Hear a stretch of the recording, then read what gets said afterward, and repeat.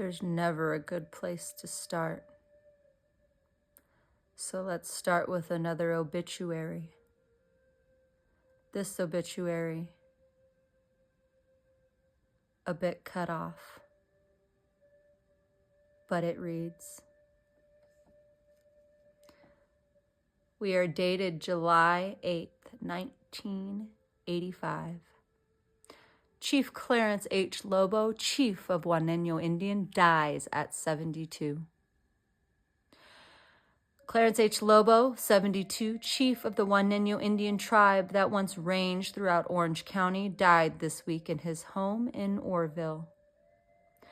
Lobo, who served as chief for 39 years, died Monday of a heart attack. A service for Lobo is to begin at 8 a.m. today at Mission San Juan Capistrano. His ashes are to be buried in an urn above his mother's grave. A construction worker and bus driver, Lobo proved to be an eloquent spokesman on behalf of the Indians throughout the state.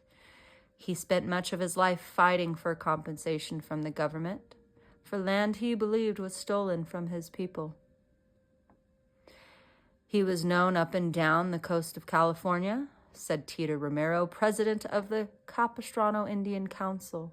He worked not only for the Juaneño Indians, but for all Indians of California. With his white hair, his broad face, and distinctive handlebar mustache, Lobo made headlines often during the 1960s.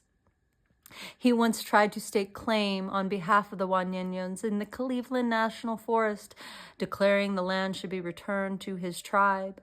Although Lobo camped out in the forest for several months, the effort proved unsuccessful. Lobo also traveled to Washington, D.C. to discuss the fate of California Indians with President John F. Kennedy, but Kennedy was assassinated in Dallas while Lobo was in the capital. The Indian chief attended Kennedy's funeral.